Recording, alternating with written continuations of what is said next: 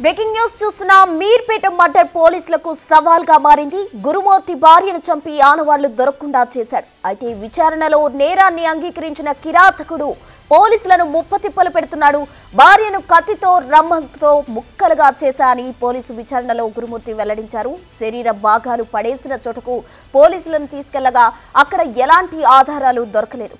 ఈ నెల 14న గురుమూర్తి తన పిల్లలను చెల్లెలి ఇంటి వద్ద వదిలేసొచ్చాడు. పండగ కావడంతో గురుమూర్తి ఉంటున్న ఇల్లు మొత్తం ఖాళీ అయింది. అదే అదురుగా భావించి గురుమూర్తి భార్యను హత్య చేశాడు.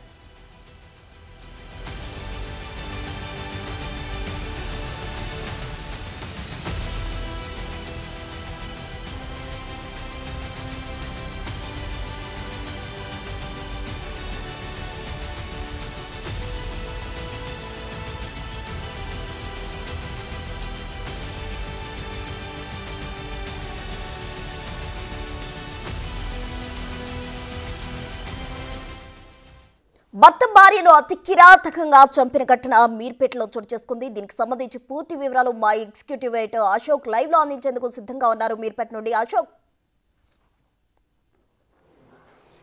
ప్రస్తుతం మేమైతే స్పాట్లోనే ఉన్నాం. కాకపోతే పోలీసులు ఇంతవరకు ధృవీకరించట్లేదు. ఇప్పటివరకు నడుస్తున్న కథనం ఏదైతే వెరీ ఇంట్రెస్టింగ్ ఉంది. మర్డర్ అంతా కూడా ఏ విధంగా చేశాడు ఏంటంటే అసలు పైశాచికత్వం కావచ్చు, ఆ శాడిజం అంతా కూడా చూసి జనమంతా కూడా ఆశ్చర్యపోతున్నారు. కానీ పోలీసులు అయితే ఇప్పటి వరకు అఫీషియల్గా ఎలాంటి స్టేట్మెంట్ ఇవ్వలేదు. కొద్దిసేపటి క్రితం కూడా మీర్పేట సిఐతో మనం మాట్లాడినప్పుడు ఆయన అంటున్నది ఏంటంటే చనిపోయింది నిజం, కానీ ఎలా చంపాడు అనేది, అంటే ఆమెను మొక్కల కింద కట్ చేసి ఉడకబెట్టి ఎండబెట్టి పొడిగొట్టి దాన్ని తీసుకెళ్ళి ఎక్కడో కలిపాడు అంటూ రకరకాల కథనాలు ఎంటైర్ మీడియాలో పేపర్లో వస్తున్నాయి. వాటిని మాత్రం ఎక్కడా కూడా అఫీషియల్గా పోలీసులు యాక్సెప్ట్ చేయటం లేదు. ఇదంతా కూడా రూమర్లు మాత్రమే అంటూ ఉన్నారు. పోనీ అసలు మర్డర్ జరిగింది నిజమా కాదా అన్న విషయం మీద మాత్రం పోలీసులు కొంత క్లారిటీ ఇస్తున్నారు. ఎస్, మర్డర్ జరిగింది.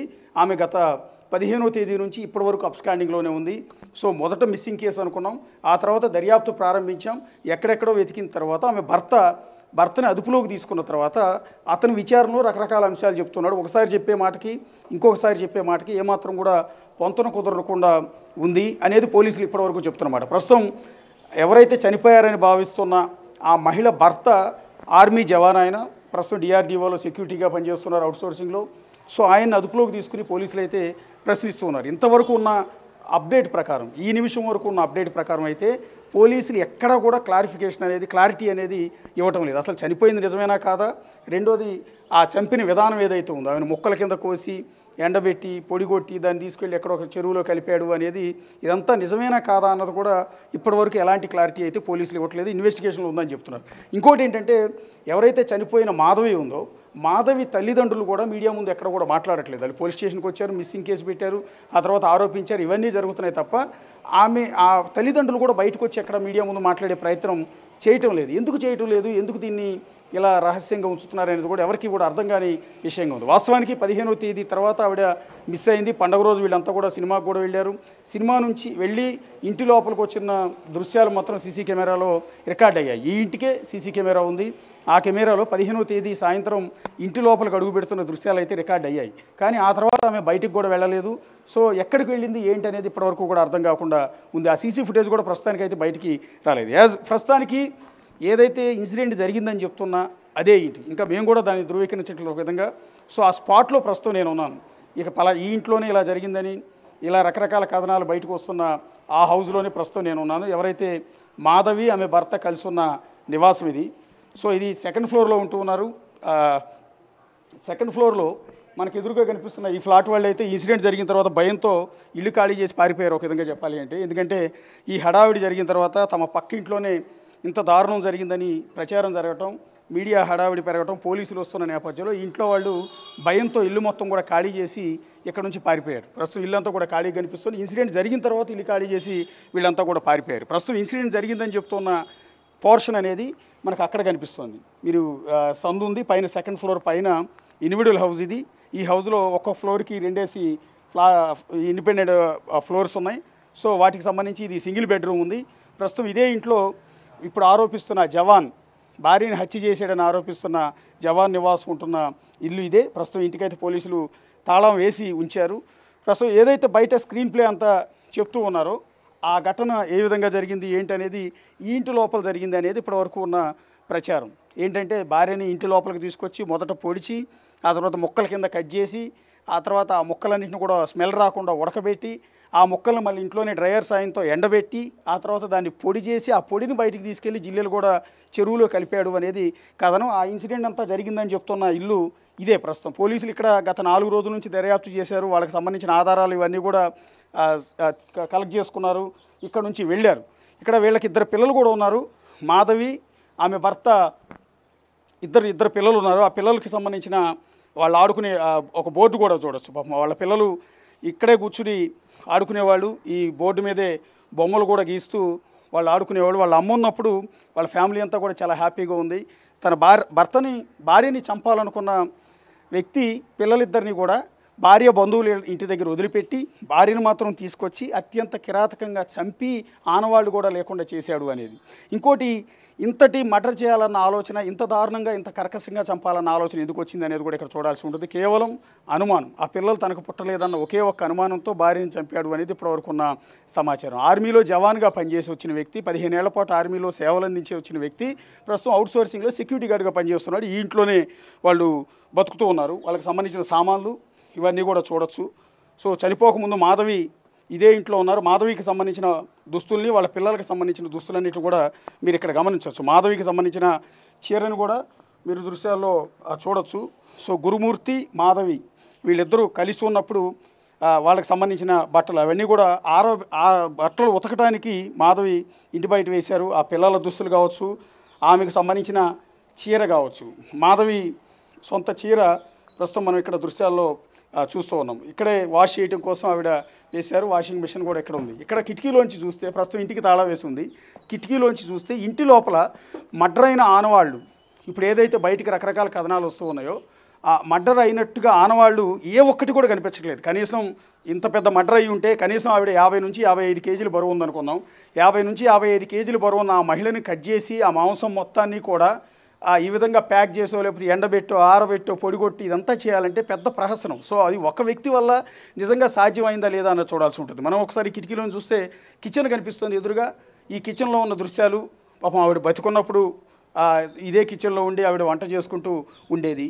సో ఇంటి లోపల దృశ్యాలు మనం చూస్తున్నాం. ఈ చిన్న కిచెన్ కనిపిస్తుంది, ఎదురుగా హాల్ కనిపిస్తుంది. ఈ కిచెన్లో ఇవాళ మీడియాలో ఉదయం నుంచి కూడా ఒకటి కనిపిస్తుంది. ఏంటంటే మా నరకటానికి, అంటే హత్య చేసిన తర్వాత ఆవిడ ముక్కల కింద నరకటానికి మటన్ కొట్లో రెగ్యులర్గా కనిపించే చెక్కదిమ్మని కొనుగోలు చేశాడని ఒక ప్రచారం కూడా జరుగుతుంది.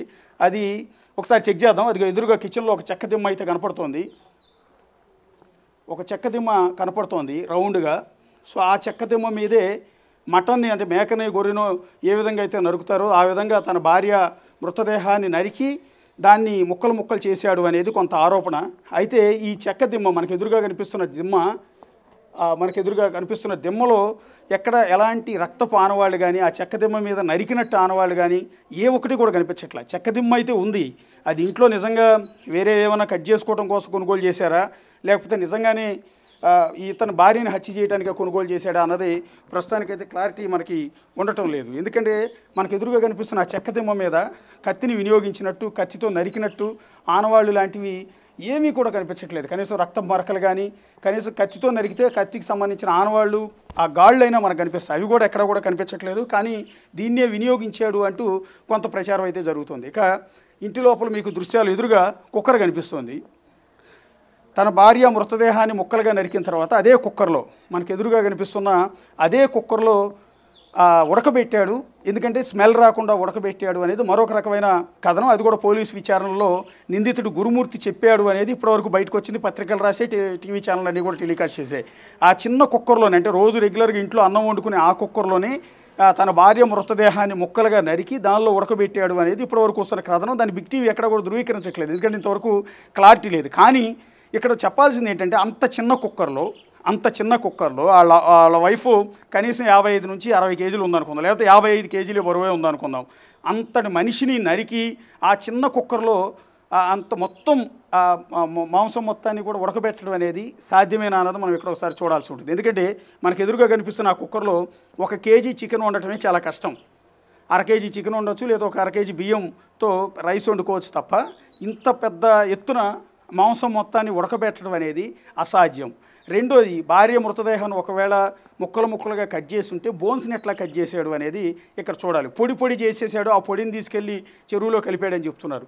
నిజంగా మానవ మృతదేహం మొత్తాన్ని కూడా ఆ విధంగా ఉడకబెట్టి ఎండబెట్టి పొడి చేయడం సాధ్యమేనా? ఇక్కడ మనం ఒకసారి చెక్ చేయాల్సింది. ఎందుకంటే పళ్ళు లాంటివి, నోటి లోపల ఉన్న పళ్ళు, పుర్రె లాంటి భాగాలు, అట్లాగే మోకాలు కింది ఎముక, వీటన్నిటిని కూడా ఎక్కడా కూడా పొడి చేయటం అసాధ్యం. ఎందుకంటే వీటిని ఎంత ఉడకబెట్టినా ఎంత చేసినా అవి పొడి కావటం అనేది అసాధ్యం. ఇలాంటి సందర్భంలో ఏ విధంగా ఇతను ఈ ప్రాసెస్ అంతా చేశాడనేది ఇక్కడ రకరకాల డౌట్స్. అలాగే కిచెన్ చూస్తున్నాం, కిచెన్లో ఉన్న కుక్కర్ని చూస్తున్నాం, అట్లాగే వెనక హాల్ని చూస్తున్నాం. మీరు హాల్ మొత్తాన్ని కూడా మీరు చూడొచ్చు. సో ఇక్కడ నుంచి లోపల ఎక్కడ అనుమానాస్పదమైన అంశాలు కానీ, రక్తం ఆనవాళ్ళు కానీ, రక్తం మరకలు కానీ ఏమీ కూడా కనిపించట్లేదు మనకి. అంటే లోపల బాత్రూంలో భార్యని హత్య చేశాడు, అక్కడే నరికాడని చెప్తున్నారు. సో బాత్రూమ్ దృశ్యాలు అయితే ప్రస్తుతం మనకి ఎక్కడ కూడా కనిపించట్లేదు. లోపల ఒక రిఫ్రిజిరేటర్కి సంబంధించిన అట్టపెట్టి మాత్రం అడ్డుగా పెట్టుంది. సో ఆ తర్వాత కట్టెని కనిపిస్తోంది లోపల బెడ్రూమ్కి సంబంధించి. ఇంతే తప్ప ఈ ఇంటి లోపల నిజంగా ఇంత దారుణ మారణకాండ, ఇంత ఘోరమైన ఘటన జరిగింది అంటే నమ్మకస్యంగా ఎక్కడ కూడా అనిపించట్డం లేదు. సో దానికి సంబంధించిన ఆనవాళ్ళు కూడా ఎక్కడ మనకు కనిపించట్లేదు ఈ స్పాట్లో అయితే. సో ఇది ఎట్లా లీక్ అయింది, పోలీసులు నిజంగానే చెప్పారా లేకపోతే కట్టు కదా అన్న డౌట్లు కూడా ప్రస్తుతం మనకు కనిపిస్తూ ఉన్నాయి. కానీ ఇక్కడ ఈ చుట్టుపక్కల కాలనీలో మాత్రం ఒక భయానక వాతావరణం కనిపిస్తుంది. ఎందుకంటే ఏకంగా ఈ ఇంట్లో ఉన్న అద్దెకున్న వాళ్ళు అయితే ఇల్లు ఖాళీ చేసి పారిపోయారు అంటే ఎంతలా వణికిపోతున్నారని అర్థం చేసుకోవచ్చు. ఎందుకంటే ఇంత దారుణంగా ఇంత పైశాచికత్వంతో ఒక భార్యని ముక్కలుగా నరికాడు అన్న విషయం తెలిసిన వెంటనే పక్కింట్లో వాళ్ళందరూ కూడా సహజంగానే పారిపోవటం, భయపడటం అనేది సహజం. సో ఇక్కడ కూడా జరిగింది అదే. సో ఇంట్లో వాళ్ళు అందుకని ఖాళీ చేసి ఇక్కడ నుంచి పారిపోయారు. సో ఒక భయంకరమైన ఇష్యూ. అది నిజమా కాదా వాళ్ళకు కూడా తెలియదు. ఇంత ఇన్సిడెంట్ జరిగితే కనీసం పక్కన వాళ్ళకి తెలియకుండా ఎలా ఉంటుంది అనేది ఇక్కడ అసలైన ప్రశ్న. ఎందుకంటే కనీసం ఆవిడ అరుపులు కేకలు వినపడుతుంటాయి. ఒకవేళ నరుకుతున్న సౌండ్ అన్న వినపడుతూ ఉంటుంది. ఏదో ఒక అనుమానాస్పదమైన అంశం, లేదా పదే అతని ప్రవర్తన తెలిసిపోతూ ఉంటుంది, అతని శరీర కదలికలు, ముఖ కవళికలు తెలిసిపోతూ ఉంటాయి. ఒకవేళ వాటిని బయటికి తీసుకెళ్లే ప్రయత్నం చేస్తుంటే అనుమానాస్పదంగా అతను భయపడుతూ వెళ్తుంటాడు. ఇలాంటివి ఏమి ఈ పోర్షన్లో ఉన్న వాళ్ళకి తెలియలేదా? ఇన్సిడెంట్ జరిగిన తర్వాత, పోలీసులు వచ్చిన తర్వాత ఇంత బీభత్సకరంగా, ఇంత భయానకంగా మర్డర్ జరిగిందని తెలిసిన వెంటనే ఇల్లు మొత్తాన్ని ఖాళీ చేసి ఇక్కడ నుంచి వాళ్ళంతా పారిపోయారంటే ఖాళీ చేసి వెళ్ళిపోయారు. అది మనం ఉన్నా కూడా, ఒకవేళ ఇంట్లో మనం ఉన్నా సరే భయంతో అదేవిధంగా వెళ్ళిపోతాం ఖాళీ చేసి. సో వీళ్ళు కూడా అదేవిధంగా ఖాళీ చేసి ఇక్కడ నుంచి వెళ్ళిపోవటం అనేది జరిగింది. అది తప్పేమి కాదు. కానీ అసలు మర్డర్ జరిగిందా లేదా అనేది ఇక్కడ అసలైన డౌట్గా కనిపిస్తోంది. సో ఎంటైర్ మీడియా కవర్ చేస్తుంది, నేషనల్ మీడియా దీన్ని కవర్ చేస్తుంది. ఒక సెన్సేషన్ ఇష్యూ అవుతోంది ఇది. దానికి తోడు రీసెంట్గా ముంబైలో శ్రద్ధా వాకర్ మర్డర్ కూడా ఇదే విధంగా ఆమె ప్రియుడు చంపి మొక్కల మొత్తాన్ని కూడా ఫ్రిడ్జ్లో దాచిపెట్టాడు. కొన్ని మొక్కలను తీసుకెళ్ళి బయట పడేసే ప్రయత్నం చేశాడు. కొన్ని రోజుల పాటు ఆ ప్రియురాలి డెడ్ బాడీని ఫ్రిడ్జ్ లోపల పెట్టాడు. ఆ తర్వాత ఆ ఇష్యూ బయటకు వచ్చింది. అది పెద్ద సెన్సేషన్ అయింది. ఎంటైర్ ఇండియా మొత్తం డిస్కస్ చేసుకుంటుంది ఇంతటి భయానకమైన ఘటన గురించి. ఆ తర్వాత కూడా ఇలాంటి భార్యలని లేకపోతే ప్రియురాళ్ళని చంపి ముక్కల కింద నరికి ఈ విధంగా మొక్కల్ని మాయం చేసిన ఘటనలు కూడా దేశవ్యాప్తంగా అనేకం చోటు చేసుకున్నాయి. కానీ హైదరాబాద్లో ఇలాంటి ఘటనలు ఇంతకుముందు చోటు చేసుకున్న సందర్భాలు లేవు. భార్యల్ని భర్తలు హత్య చేసిన సందర్భాలు ఉన్నాయి. ప్రియుడు గొంతుకు వచ్చి చంపడం, యాసిడ్ పోసి చంపడం, ఇలాంటి ఘటనలన్నీ ఉన్నాయి. కానీ ఈ విధంగా ఇంత క్రూరంగా భార్యని చంపి మృతదేహాన్ని మొక్కల కింద నరికి ఆ మొక్కల్ని వాసన రాకుండా ఉడకబెట్టి, మళ్ళీ ఉడకబెట్టిన మొక్కల్ని ఎండబెట్టి వాటిని పొడిగొట్టి తీసుకెళ్ళి బయట కలిపాడు అనేది అసలు నమ్మకస్యంగానా, నిజమా కాదా అన్న దాని మీద విపరీతమైన డౌట్స్ ఉన్నాయి, విపరీతమైన అనుమానాలు ఉన్నాయి. అందుకని మనం ఎక్కడా కూడా దీనిని ధృవీకరించట్లేదు. దీని మీద మనం క్లారిటీ ఇవ్వలేకపోతున్నాం. పోలీసులు కూడా ఇంతవరకు అయితే ఎక్కడా కూడా క్లారిటీ ఇవ్వట్లేదు. కొద్దిసేపటి క్రితం పోలీసులతో మా కొలీగ్ సురేష్ కూడా మాట్లాడాడు. ఒకసారి పోలీసులు ఏం చెప్పారో అప్డేట్.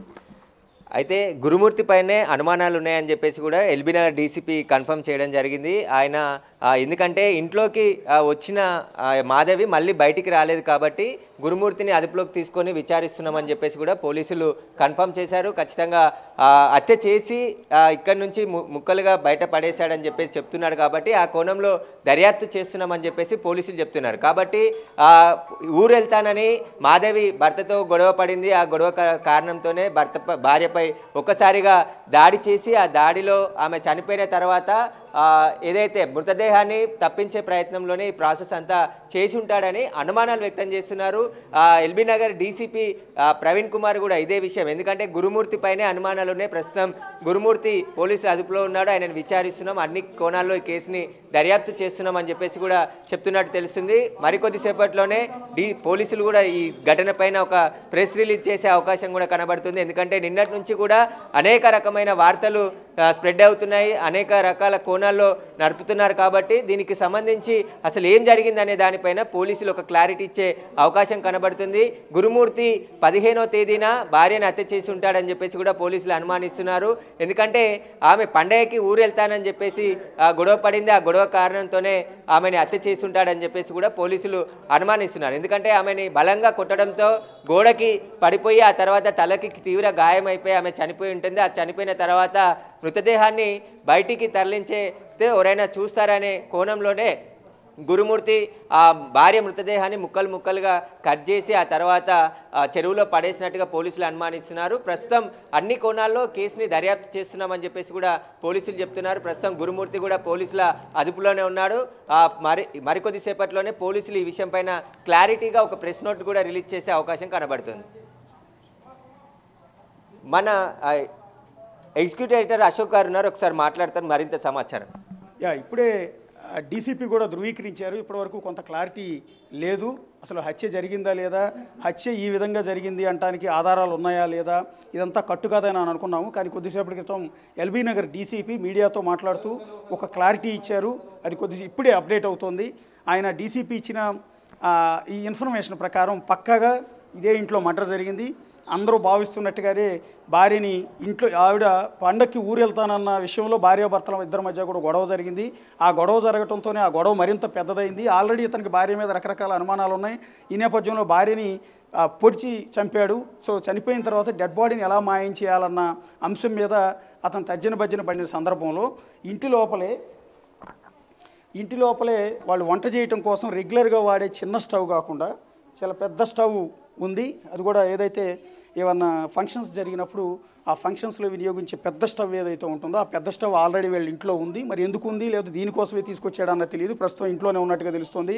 ఆ స్టవ్ మీద పెద్ద గమేళ లాంటిది పెట్టి భార్యని చంపిన తర్వాత భార్య మృతదేహాన్ని ముక్కలు నరికిన తర్వాత ఆ ముక్కలన్నింటినీ కూడా పెద్ద గమేళాలో ఆ పెద్ద స్టవ్లో మీరు ఏదైనా ఫంక్షన్స్ జరిగినప్పుడు ఆ ఫంక్షన్స్లో టెంట్ హౌస్ వాళ్ళు తీసుకొచ్చి అద్దెకిస్తూ ఉంటారు. వాటి మీదే ఈ పెద్ద వంటలన్నీ కూడా చేస్తుంటారు. ఎక్కువ మందికి వంటలు చేయాలనుకున్నప్పుడు పెద్ద స్టవ్ని వినియోగిస్తూ ఉంటారు. దాని మీద పెద్ద గమేలా పెట్టి అది బిర్యానీ కావచ్చు, కర్రీ కావచ్చు, ఇవన్నీ కూడా వండుతూ ఉంటారు. అంత పెద్ద గిన్నె పెట్టి ఈ స్టవ్ వెలిగించి ఆ స్టవ్లో భార్య ముక్కలన్నింటినీ కూడా అందులో వేసి దాన్ని ఉడకబెట్టి స్మెల్ రాకుండా ఉడకబెట్టిన ముక్కలన్నింటినీ కూడా లోపలే డ్రయర్ సాయంతో ఎండబెట్టి దాన్ని మళ్ళీ పొడిగొట్టి దాన్ని పొడిని తీసుకెళ్లి పక్కన ఉన్న చెరువులో కలిపాడు అనేది ఇప్పుడే పోలీసులు ధృవీకరించారు. కేవలం భార్య పుట్టింటికి వెళ్తాను, పండుగకి వెళ్తానన్న అడిగినందుకు ఈ గొడవ జరిగినట్టుగా తెలుస్తుంది. గత కొంతకాలంగా భార్యని ఆయన తీవ్రంగా అనుమానిస్తున్నట్టుగా కూడా తెలుస్తోంది. సో ఇప్పుడు పోలీసులు కన్ఫర్మేషన్ చేశారు. ఇప్పటివరకు దానికి సంబంధించి పూర్తి కన్ఫర్మేషన్ అయితే లేదనుకున్నాం మొదట, కానీ ఇప్పుడే దానికి సంబంధించిన పూర్తి క్లారిటీ కూడా ఇచ్చారు. ఆ క్లారిటీ ప్రకారం హత్య జరిగిన మాట నిజం. ఇదే ఇంట్లో హత్య జరిగింది, మీరు ఇదే పోర్షన్లో జరిగింది. అత్యంత దారుణంగా తన భార్యని హతమార్చి ఆ తర్వాత ఈ విధంగా పొడి చేసి మాంసం ముక్కలన్నింటినీ కూడా లేకుండా, ఆనవాళ్ళు అనేవి లేకుండా ప్రస్తుతం నిందితుడు గురుమూర్తి చేసినట్టుగా కొద్దిసేపటి క్రితమే పోలీసులు అనేది క్లారిటీ ఇచ్చారు. కానీ మర్డర్ స్కెచ్ అనేది ఈ విధంగా చేయొచ్చు, భార్యని ఇంత క్రూరంగా ఇంత దారుణంగా చంపొచ్చు అన్న ఆలోచన ఒక ఆర్మీ జవానికి, ఆర్మీలో సేవలు అందించిన వ్యక్తికి ఇంత దుర్మార్గపు ఆలోచన ఎందుకు వచ్చాయనేది ఇప్పుడు ఆశ్చర్యకరంగాను ఆందోళనకరంగాను ఉంది. అందుకని ఇంతటి ఆందోళన కాబట్టి, ఇంతటి ఘటన జరిగింది కాబట్టి పక్కింటి వాళ్ళు ఏకంగా ఇల్లు ఖాళీ చేసి ఇక్కడ నుంచి వెళ్ళిపోయిన పరిస్థితి మీకు ఇక్కడ కనిపిస్తుంది. చూడండి, మీకు ఇక్కడ ఇల్లు కూడా చూపించాం ఇందాక నుంచి కూడా. ఇంట్లో వాళ్ళు నిన్న మొన్నటి వరకు ఇంట్లోనే ఉన్నారు, నవ్వుతూనే ఉన్నారు. ఎప్పుడైతే మర్డర్ జరిగిన తర్వాత ఇల్లు ఖాళీ చేసి సామాన్ అంతా కూడా తీసుకుని వెళ్ళిపోవటం అనేది జరిగింది. సో ఇప్పటివరకు మనకి ఉన్నది నిజమా కాదా అన్న డౌట్స్ రకరకాలుగా ఉండేవి. కానీ ఇప్పుడు పోలీసులు క్లారిటీ ఇచ్చిన తర్వాత మనకి ఇదంతా కూడా అఫీషియల్గా కన్ఫర్మ్ అయింది. ఇదిగో చూడండి, ఆర్మీ జవాన్ కాబట్టి ఆర్మీకి సంబంధించిన అతని షూ, అంటే ఆర్మీలో పనిచేసినప్పుడు ఆర్మీ జవాన్లందరికీ కూడా ఇచ్చే షూను కూడా మీరు చూడొచ్చు. ఇప్పుడు నిందితుడు ఆరోపణలు ఎదుర్కొంటున్న గురుమూర్తి సంబంధించిన షూస్ని మీకు ఇక్కడ చూపిస్తూ ఉన్నాను. అట్లాగే గురుమూర్తికి 2 పిల్లలు ఉన్నారు, 10 ఏళ్ల పాప, 8 ఏళ్ల బాబు ఉన్నారు. సో మంచి కుటుంబం, చక్కగా 2 పిల్లలు, భార్యాభర్తలు, హ్యాపీ ఫ్యామిలీ. అతను ఆర్మీలో పనిచేసి వచ్చాడు, ఇప్పుడు సెక్యూరిటీ గార్డ్గా పనిచేస్తూ ఉన్నాడు. చక్కటి ఫ్యామిలీ. కానీ ఎందుకు ఇంత ఫ్యామిలీని ఇంతలా నాశనం చేసుకున్నాడు, ఎందుకు భార్య మీద ఇంతలా అనుమానం పెంచుకున్నాడు అనేది చూడాల్సి ఉంటుంది. మీకు బోర్డు చూడండి మీరు ఎదురుగా. ఈ బోర్డు మీద గురుమూర్తి, మాధవి వాళ్ళ పిల్లలిద్దరు. ఒకసారి ఆ పిల్లలిద్దరూ ఈ బోర్డు మీదే బొమ్మలు గీసుకుని ఆట ఆడుకునేవాళ్ళు. పిల్లలిద్దరు కూడా, అక్క తమ్ముళ్ళు ఇద్దరు కూడా ఇదే బోర్డు మీద కూర్చుని చక్కగా స్కెచ్తో బొమ్మలు గీస్తూ ఆడుకునేవాళ్ళు. హ్యాపీగా ఉండేది ఆ ఫ్యామిలీ అంతా కూడా. ఎక్కడ పుట్టిందో అనుమానం, ఎందుకు పుట్టిందో అనుమానం తెలియదు. సో భార్యని ఇంత దారుణంగా చంపాలి, భార్యనే లేకుండా చేయాలి అన్న ఆలోచన గురుమూర్తికి ఎందుకు వచ్చింది? ఒకవేళ నిజంగా నీ భార్య మీద అనుమానం ఉంది, నీకు ఆమె నచ్చలేదు, ఆమె ప్రవర్తన నచ్చలేదు, పుట్టింటికి పంపేసి ఉన్నా కూడా ఆవిడ హ్యాపీగా బతికేది పిల్లలతో. ఒకవేళ నిజంగా నీ భార్య నమ్మే స్థితిలో లేదు, అలాంటప్పుడు ఆవిడని తల్లిదండ్రులకు అప్పగించేసేయి. కాకపోతే ఆవిడ కేసు పెట్టచ్చు, నీ నుంచి భరణం కోరచ్చు. అంత మాత్రాన భార్యని అసలు లేకుండానే చేయాలంట. ఇప్పుడు 2 పిల్లలకి తల్లి లేకుండా చేశాడు, ఆ పిల్లలిద్దరిని అనాథలు చేశాడు. ఇప్పుడు తండ్రి గురుమూర్తి జైలు పాలవుతాడు, హత్య కేసు కాబట్టి ఆ కేసు తేలటానికి కనీసం 10 ఏళ్ళు పడుతుంది. అప్పటి వరకు రిమాండ్ ఖైదీగా ఉంటాడు. ఆ తర్వాత శిక్ష ఇంకో 14 ఏళ్ళు పడే అవకాశం ఉంటుంది. ఈ నేపథ్యం ఉరిశిక్ష పడినా కూడా ఆశ్చర్యపోకర్లా. సో ఇప్పుడు తండ్రి లేడు, తల్లి లేదు, ఆ పిల్లలిద్దరూ కూడా ఉసూరుమంటూ అనాథల్లాగా బతకాల్సిన పరిస్థితి. క్షణికావేశంలో చేసిన తప్పుడు పని, దట్టు ఆర్మీలో పనిచేసి వచ్చిన వ్యక్తి, ఆర్మీలో దేశానికి సేవలు అందించిన ఒక జవాన్ ఇంతటి దుర్మార్గానికి పాల్పడ్డాడు అంటే, అసలు ఇంతటి మర్డర్ స్కెచ్ చేసాడంటే, భార్యని చంపిన తర్వాత ఆనవాళ్ళు కూడా లేకుండా, అంటే పక్కా ప్రొఫెషనల్ కిల్లర్స్ చేసిన మాదిరిగా చంపేయటం, చంపిన తర్వాత శరీరాన్ని ముక్కల కింద నరకటం, నరికిన ముక్కలన్నింటిని కూడా పెద్ద పొయ్యి తీసుకొచ్చి ఆ పొయ్యిలో ఉడకబెట్టడం, ఉడకబెట్టిన ముక్కల్ని మళ్ళీ డ్రై చేసి ఆ తర్వాత ఆ ముక్కలన్నింటినీ పొడి కొట్టేసి ఆ పొడిని తీసుకెళ్ళి ఎక్కడెక్కడో కలపాలన్న ఆలోచన, దుర్మార్గమైన ఆలోచన. ప్రస్తుతం ఇంటి లోపల మనకు చూస్తున్న ప్రకారం అయితే ఎక్కడా కూడా మీకు ఆనవాళ్ళు కనిపించట్లేదు. ప్రస్తుతం చూద్దామన్నా కూడా ఆనవాళ్ళు కనిపించట్లేదు. ఎక్కడికక్కడ కిచెన్ కనిపిస్తుంది, ఆ కిచెన్లో కుక్కర్ కనిపిస్తుంది. కానీ అక్కడ ఇందాక నుంచి కూడా ఒక డౌట్ ఉంది. కిచెన్లో ఏదైతే గ్యాస్ స్టవ్ ఉంది, చిన్న స్టవ్, మామూలు రెగ్యులర్గా అన్నం వండుకునే స్టవ్, గ్యాస్ సిలిండర్ లేదు. సిలిండర్ ఎక్కడికి వెళ్ళింది అంటే, ఇదిగో భార్య మృతదేహాన్ని నరికిన తర్వాత ముక్కలను ఉడకబెట్టడానికి లోపలికి తీసుకెళ్ళాడు. ఆ లోపలికి తీసుకెళ్ళిన సందర్భంలో తీసుకెళ్ళి ఆ పెద్ద స్టవ్ ఒకటి ఆల్రెడీ అరేంజ్ చేసుకున్నాడో లేదా వీళ్ళే వినియోగిస్తున్నారా?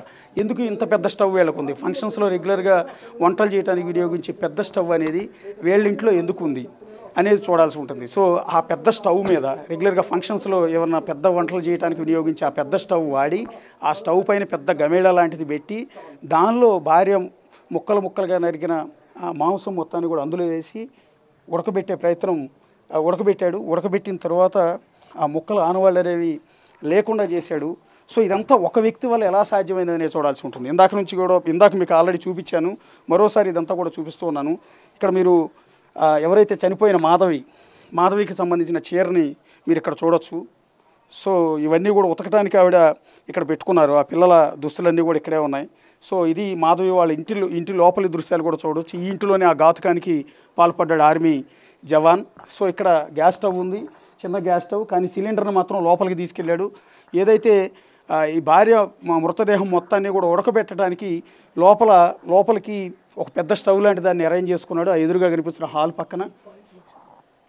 హాల్ పక్కన మృతదేహాన్ని తీసుకెళ్ళి అక్కడ పెద్ద స్టవ్ లాంటిది అరేంజ్ చేసి దానిలో ఒక పెద్ద బాణీ అంటారు, లేకపోతే గమేళ అంటారు, ఇలాంటి దాన్ని పెట్టి దాని లోపల మాంసం ముక్కలన్నింటినీ కూడా, తన భార్యను చంపిన మాంసం ముక్కలన్నింటినీ కూడా అందులోనే ఉడకబెట్టాడు. ఆ హాల్ లోపల ఉడకబెట్టినట్టుగా తెలుస్తుంది. సో మనకి ఎదురుగా ఒక రిఫ్రిజిరేటర్ బాక్స్ కూడా కనిపిస్తుంది దూరంగా హాల్లో. సో దాని వెనక ఈ ప్రాసెస్ అంతా బహుశా చేసి ఉండొచ్చు. ప్రస్తుతానికి అతను ఈ ఉడకబెట్టడానికి వినియోగించిన ఆ పెద్ద స్టవ్ కానీ గ్యాస్ సిలిండర్ కానీ మనకైతే ప్రస్తుతం కనిపించట్లేదు. కిచెన్లో ఉండాల్సిన గ్యాస్ సిలిండర్ అయితే మాయమైంది. బహుశా ఆ స్పాట్లో ఉండుండొచ్చు. ప్రస్తుతం పోలీసులు ఇంటిని సీజ్ చేశారు కాబట్టి ఇన్వెస్టిగేషన్లో భాగంగా ప్రస్తుతం లోపల దృశ్యాలు మనకైతే కనిపించట్లేదు. చిన్న హాల్ ఒకటి కనపడుతుంది, లోపల ఒక బెడ్రూమ్ కనిపిస్తుంది. సో బెడ్రూమ్లోనే ఈ ఘాతుకం అంతా కూడా చేసి ఉండొచ్చు, ఎందుకంటే ఆ బెడ్రూమ్కి అటాచ్డ్గా బాత్రూమ్ కూడా ఉన్నట్టుగా తెలుస్తుంది. సో ఆ బాత్రూమ్ లోపల తన భార్యని నరికి ఆ ముక్కలన్నింటినీ కూడా ఆ విధంగా పెద్ద స్టవ్లో పెద్ద గమేళా పెట్టి దానిలో ఉడకబెట్టి ఎండబెట్టాడని తెలుస్తుంది. అయితే ఇంత పెద్ద ప్రాసెస్, భార్య కనీసం 50 నుంచి 55 కేజీలు బరువు ఉంటుంది. అంత బరువు ఉన్న మహిళని అంత మాంసం ముక్కల కింద నరికి దాన్ని ఇక్కడ వండటం కావచ్చు, ఉడకబెట్టడం కావచ్చు, ఆ మొక్కల్ని మళ్ళీ ఎండబెట్టడం కావచ్చు, వాటిని పొడిగొట్టడం కావచ్చు, ఇదంతా కూడా ఒక్కడి వల్ల ఎలా సాధ్యమైంది అనేది ఇక్కడ మనం చూడాల్సి ఉంటుంది. కేవలం ఆర్మీ జవాన్ ఒక్కడేనా, ఇంకా అతనికి ఎవరన్నా సాయం చేశారా ఏంటి అనేది, ఇంత క్రూరమైన ఆలోచన ఎందుకు వచ్చింది అనేది కూడా ఇక్కడ చూడాల్సి ఉంటుంది. ఇక్కడ మాంసం నరకడానికి కావాల్సిన చెక్కదిమ్మ కూడా మీకు ఇక్కడ ఎదురుగా దృశ్యాల్లో కనిపిస్తుంది. అక్కడ వంటలు చేయడానికి పెద్ద పెద్ద గిన్నెలు కూడా మనకు ఎదురుగా కనిపిస్తూ ఉన్నాయి. చిన్న చిన్నవి తెల్ల గిన్నెలు మనకు కనిపిస్తూ ఉన్నాయి చిన్నవి. సో అలాంటిది పెద్ద గిన్నె ఒకటి తీసుకొచ్చి లోపల తను ఇన్నాళ్ళు సంసారం చేసిన భార్య, తనతో పాటు 2 పిల్లలను కన్న భార్యని, అగ్నిసాక్షిగా పెళ్లి చేసుకున్న భార్యని అత్యంత క్రూరంగా దారుణంగా నరికి చంపి ఇదే ఇంట్లో ఉడకబెట్టి ఆనవాళ్లే లేకుండా చేశాడు. ఇక్కడ అసలు ఈ ఇంట్లో ఇంత పెద్ద ఎత్తున మర్డర్ జరిగిందంటే, ఇంత దారుణం జరిగిందంటే నమ్మకస్యంగా లేని విధంగా ఉంది. అసలు ఎవరు కూడా చెప్పినా కూడా నమ్మకం లేనంతగా ఉంది. సో ముందస్తుగానే అంత పెద్ద గ్యాస్ స్టవ్ని అరేంజ్ చేసుకున్నాడా గురుమూర్తి, లేదా ఆల్రెడీ వాళ్ళ ఇంట్లో వినియోగిస్తూ ఉన్నారా? సో ఇంత పెద్ద మాంసాన్ని ఉడకబెట్టడానికి, అంటే తన భార్య మృతదేహాన్ని కట్ చేసిన తర్వాత ముక్కల్ని ఉడకబెట్టడానికి అంత పెద్ద గమేళ లాంటి దాన్ని ఎందుకు తెచ్చుకున్నాడు, ఇదంతా కూడా చూడాల్సి ఉంటుంది. సో ఎప్పటి నుంచి మర్డర్కి ప్లాన్ చేశాడు? కావాలని ముందస్తు ప్లాన్లో భాగంగానే హత్య చేసి ఈ విధంగా చేశాడా, లేకపోతే అనుకోకుండా భార్య చనిపోయిన తర్వాత మృతదేహాన్ని ఏం చేయాలో తెలియక ఈ రకమైన స్కెచ్ అమలు చేశాడా అన్నది ఇప్పుడు చూడాల్సి ఉంటుంది. ప్రస్తుతం పోలీసుల అదుపులో ఆర్మీ జవాన్, నిందితుడు గురుమూర్తి పోలీసుల అదుపులో ఉన్నారు. సో ఇంకెన్ని నిజాలు బయటకు వస్తాయన్నది చూడాల్సి ఉంటుంది. సో ఇది సాధ్యమేనా? ఎందుకంటే ఈ క్రైమ్లో ఇది ఒక కొత్త కోణం. ఇంతకుముందు ఎప్పుడు కూడా ఊహించని, ఇంతకుముందు ఎప్పుడు కూడా జరగని అత్యంత దారుణమైన కోణం ఇది. ఎందుకంటే ఈ విధంగా భార్యను చంపి ఆ ముక్కల్ని ఉడకబెట్టి వాటిని మళ్ళీ ఎండబెట్టి, ఎలా ఎండబెట్టాడు ఇంటి లోపల? ఓకే, ముక్కలను నరికాడు అనుకుందాం, నరికిన తర్వాత ఆ ముక్కలని ఉడకబెట్టాడు అనుకుందాం, స్మెల్ రాకుండా పెద్ద గిన్నెలో ఉడకబెట్టాడు అనుకుందాం, వాటిని ఎట్లా డ్రై చేశాడు అన్నది ఇక్కడ చూడాల్సి ఉంటుంది. ఎందుకంటే ఏ మాంసం అయినా కూడా నీకు పైన ఎండలో పెడితే వారం 10 రోజుల వరకు అది ఎండే అవకాశం లేదు. సో ఇక్కడ ఎలా డ్రై చేయగలిగాడు? డ్రై చేసిన మాంసం ముక్కలన్నిటి కూడా ఈ విధంగా ఎలా పొడి చేయగలిగాడు? సో ఇదంతా ఒక్కడి వల్ల ఎలా సాధ్యమైంది? ఇంత జరుగుతూ ఉంటే పక్కింటి వాళ్ళకి కనీసం అనుమానం కూడా రాకపోవటం ఏంటి? ఇదే పోర్షన్లో కింద గ్రౌండ్ ఫ్లోర్లో ఇంటి యజమాని ఉంటాడు, అతనికి అనుమానం రాకపోవటం ఏంటి? అసలు ఇదంతా విచిత్రంగా ఉంది. ఇప్పుడు ఆ ఇంటికి ఈ ఇంటికి మధ్య కామన్ గోడ ఉంది. ఇప్పుడు ఈ పోర్షన్ ఉంది, ఈ పోర్షన్లో నేను చెప్పాను కదా ఆల్రెడీ ఖాళీ చేసి ఇక్కడ నుంచి వెళ్ళిపోయారని. సో వీళ్ళకి అవతల గురుమూర్తి ఇంటికి మధ్య కామన్ గోడ ఉంటుంది. ఇలాంటి ఇండివిజువల్ హౌసెస్లో అపార్ట్మెంట్ల మాదిరిగా సపరేట్ ఉండదు, మధ్యలో గ్యాప్ ఉండదు, కామన్ వాల్ ఉంది. సో ఈ కామన్ వాల్లోంచి ఒకవేళ లోపల అతను గారు గురుమూర్తి తన భార్యను నరుకుతూ ఉంటే, లేకపోతే ఇంకోటి చేస్తూ ఉంటే ఇక్కడ కనీసం శబ్దాలు వినిపిస్తాయి. ఇప్పుడు చూడండి, ఇప్పుడు మీకు ఎదురుగా కనిపిస్తున్నది అటు గురుమూర్తి ఇంటికి ఇటు వీళ్ళకి మధ్య ఉన్న కామన్ గోడ. ఇది గురుమూర్తి ఇంటి లోపల హాల్ కూడా సేమ్ ఇలాగే ఉంటుంది. గురుమూర్తి ఇంటి లోపల హాల్ కూడా ఇదే విధంగా ఉంటుంది. అటు గురుమూర్తి ఇంటి లోపల ఉన్న హాల్కి ఇటు పక్కింట్లోకి ఈ పక్కన ఏదైతే డబుల్ బెడ్రూమ్ ఉందో ఈ ఇంటికి మధ్య ఉన్నది కామన్ వాల్, ఇదే కామన్ వాల్. సో ఆ పక్కన ఏది జరిగిన ఆఖరికి ఆ పక్క గదిలో మంచాన్ని జరిపినా, టేబుల్ జరిపినా, లేకపోతే పక్కన గదిలో పళ్ళెం లాంటిది పైనుంచి కిందికి పడినా ఆ శబ్దం కూడా ఈ పక్క ఫ్లాట్ వాళ్ళకి వినిపిస్తుంది. సో ఈ పక్క ఫ్లాట్ వాళ్ళకి మరి ఇంత దారుణం జరుగుతుంటే, ఇంత దుర్మార్గం జరుగుతుంది, ఇంత పైశాచికత్వంతో ఇంతటి కిరాతకంగా భార్యను చంపుతూ ఉంటే పక్క వాళ్ళకి కనీసం సమాచారం కూడా ఎందుకు రాలేదు? భర్త మీద ఎందుకు అనుమానం రాలేదు? ఒక్క శబ్దం కూడా రాలేదా? ఈ ప్రాసెస్ ఇందాక నేను చెప్పినట్టు ఆవిడ 50-55 కేజీలు బరువు ఉంటే అంతటి మహిళను చంపి ముక్కల కింద నరికి ఆ ముక్కలను మాయం చేయడానికి చాలా పెద్ద ప్రాసెస్ ఇదంతా కూడా. ఒక్కడి వల్ల సాధ్యమయ్యేది కాదు. కొన్ని రోజులు ప్రాసెస్ అనుకుందాం, ఎంత అతను స్కెచ్ పక్కాగా చేసినా కూడా. మరి అంత జరుగుతున్నప్పుడు ఈ ఇంట్లో వాళ్ళకి ఎందుకు అనుమానం రాలేదు? ఈ కనీసం అనుమానం కానీ శబ్దాలు కానీ ఏవీ రాలేదా? ఇదంతా కూడా విచిత్రంగా విడ్డూరంగానే ఉంది. సో హైదరాబాద్లో జరిగిన ఈ మధ్యకాలంలో జరిగిన క్రైమ్స్లో ఇంతటి భయంకరమైన క్రైమ్ ఇంకోటి జరగలేదని చెప్పాల్సి ఉంటుంది. ఆశ్చర్యపోతున్నారు, భయపడిపోతున్నారు చాలామంది. ఇంతటి క్రూరులు ఉంటారా అనేది. అది కూడా దేశ సరిహద్దుల్లో సైనికుడిగా, ఆర్మీ జవాన్గా పనిచేసి వచ్చిన వ్యక్తి భార్యని ఇంత దారుణంగా ఎందుకు చంపాడు అనేది. ఇప్పుడు 2 పిల్లలను అనాథలను చేశాడు. సో ఈ క్రైమ్ చూసి పోలీసులు కూడా ఆశ్చర్యపోతున్నారు. ఆ క్రైమ్ చేసిన తీరు, మర్డర్ చేసిన తర్వాత బాడీ ఆనవాళ్ళు లేకుండా చేసిన తీరు, ఇదంతా కూడా చూసిన తర్వాత ఒక ఆశ్చర్యపోతూ ఉన్నారు. ఒకసారి డీసీపీతో కొద్దిసేపటి క్రితం కొలీగ్ సురేష్ కూడా మాట్లాడారు. కొన్ని పోలీసులతో మాట్లాడిన తర్వాత కొన్ని అప్డేట్స్ కూడా ఇచ్చారు. ఒకసారి అప్డేట్ ఇవ్వండి. పోలీసులు భార్యతో గొడవ పడిన కారణంగానే ఆ హత్య జరిగిందని చెప్పేసి కూడా అనుమానిస్తున్నారు. గురుమూర్తిని అదుపులోకి తీసుకోవడం జరిగింది. ఆ కోణంలోనే దర్యాప్తు చేస్తున్నారు. ఇప్పటి వరకు అసలు మిస్సింగ్ కేసు పైనే పోలీసులు దర్యాప్తు చేస్తున్నారు. కానీ హత్య జరిగింది ఎందుకంటే 16వ తేదీన నుంచి ఆమె కనబడట్లేదు అని కుటుంబ సభ్యులకు గురుమూర్తి ఆమె తల్లిదండ్రులకు చెప్పడం జరిగింది. ఆ రోజు డేట్నే కంప్లైంట్లో కూడా మెన్షన్ చేశారు. ఎందుకంటే 16వ తేదీన మా కూతురు ఇంట్లో నుంచి బయటికి వెళ్ళింది అని చెప్పేసి మా అల్లుడు చెప్పాడు. అందులో భాగంగానే ఫిర్యాదు చేస్తున్నామని చెప్పేసి పోలీస్ స్టేషన్లో ఫిర్యాదు చేశారు. ఈ ఫిర్యాదుపైనే పోలీసులు మొదట కేసు నమోదు చేసుకొని మిస్సింగ్గానే దర్యాప్తు చేశారు. కానీ దర్యాప్తులో మాధవికి సంబంధించిన ఆధారాలు ఎక్కడ లభించకపోవడం, ఆమె ఎక్కడికి ఇంటి నుంచి బయటికి వెళ్ళినట్టు సీసీ ఫుటేజ్లో ఎలాంటి ఆధారం దొరకకపోవడంతోనే ఆయన గురుమూర్తిని అదుపులోకి తీసుకొని పోలీసులు విచారించారు. విచారించిన తరుణంలోనే విషయాలన్నీ బయటకు వచ్చాయి. అతను భార్యని హత్య చేశాడు. హత్య చేసిన తర్వాత శవాన్ని మాయం చేయాలనే ఉద్దేశంతోనే, ఎందుకంటే మిస్సింగ్ కేసుగా నమోదు చేసి ఈ బాడీ ఎక్కడ పోయిందనేది ఎవరికి తెలియకుండా ఉంటే కేసే ట్రేస్ కాదు అని చెప్పేసి ఉద్దేశంతోనే ఈ అంతా కూడా చేసినట్టుగా పోలీసులు అనుమానిస్తున్నారు. ప్రస్తుతం ఎస్ఓటి పోలీసులు ఈ కేసుని దర్యాప్తు చేస్తున్నారు. ఎస్ఓటి అడిషనల్ డీసీపీ ఆధ్వర్యంలో కూడా ఆ టీం మొత్తం దర్యాప్తులో భాగంగా క్లూస్ ద్వారా సేకరిస్తున్నారు. ఫోరెన్సిక్ డిపార్ట్మెంట్ని కూడా మరొకసారి రంగంలోకి దింపారు. ఎందుకంటే ఆధారాలు చిక్కకుండా ప్రయత్నించాడు కాబట్టి వాటికి ఎలాంటి ఎక్విప్మెంట్ వాడాడు, ఎలాంటి పరికరాలు వాడాడు, వాటన్నిటికి సంబంధించి ఫోరెన్సిక్ డిపార్ట్మెంట్ కూడా వీళ్ళు సేకరించినటువంటి ఒక 5 రకాల పరికరాలని సేకరించారు. వాటిని సీజ్ చేశామని చెప్పేసి కూడా పోలీసులు చెప్తున్నారు. అందులో ఎలాంటి ఎక్విప్మెంట్ వాడి హత్య చేశాడు, హత్యకు ఎలాంటి ఎక్విప్మెంట్ వాడాడు, వాటన్నిటికి సంబంధించి విశ్లేషిస్తున్నారు. ఎందుకంటే గతంలో ఉన్న కేసులను కూడా పోలీసులు ఆరా తీస్తున్నారు. ఇలాంటి మర్డర్కి సంబంధించి ఎందుకంటే ముందుగా ఒక పథకం ప్రకారం హత్య చేశాడు, క్షణికావేశంలో హత్య చేశాడని చెప్పేసి చెప్తున్నారు. కానీ ఆ పథకం ప్రకారం హత్య చేస్తే ముందుగానే పిల్లల్ని అక్కడ ఉంచేసి ఇక్కడికి భార్యను తీసుకొచ్చిన తర్వాత హత్య చేశాడా, లేదంటే భార్యాభర్తల మధ్య గొడవ జరిగిందని చెప్తున్నారు. గొడవ దేనికి జరిగింది? ఊరు వెళ్ళడానికి. ఎందుకంటే భర్తతో విభేదించి తాను అమ్మగారింటికి వెళ్తానంటే పంపించకుండా భర్త అడ్డుకోవడం, దాంతో గొడవ జరిగింది. ఆ గొడవలో ఆ భార్యని బలంగా కొట్టడంతో ఆమె కింద పడిపోయింది. కింద పడిపోయిన తరుణంలోనే ఆమె చనిపోయింది. చనిపోయినాక ఇంకా ఖచ్చితంగా పోలీసులకు దొరికిపోతానని చెప్పేసి ఆ బాడీని మాయం చేసేందుకే ఇలాంటి మొత్తం చేసి ఉంటాడని చెప్పేసి కూడా పోలీసులు అనుమానిస్తున్నారు. అసలు ఇతనే హత్య చేశాడా, తర్వాత కొన్ని ఎక్విప్మెంట్లు ఇతనికి ఎవరైనా అందించారనే కోణంలో కూడా పోలీసులు దర్యాప్తు చేస్తున్నారు. ప్రస్తుతం గురుమూర్తిని పోలీసులు అదుపులోనే ఉన్నారు. ఎస్ఓటి పోలీసులు ఈ కేసులో మరిన్ని క్లూస్ కోసం ఎవరైతే ఫోరెన్సిక్ డిపార్ట్మెంట్ ఉంటుందో ఫోరెన్సిక్ డిపార్ట్మెంట్ సహాయం కూడా తీసుకొని ఆధారాలను సేకరించే ప్రయత్నం చేస్తున్నారు. మాధవి మాత్రం హత్య కాబడిందని పోలీసులు నిర్ధారణకు వచ్చారు. ఎందుకంటే వారం రోజుల నుంచి కూడా ఆమె సెల్ ఫోన్ ఇంట్లోనే ఉంది. ఆమె ఇంటి నుంచి బయటికి వెళ్ళిన సీసీ ఫుటేజ్ లేదు.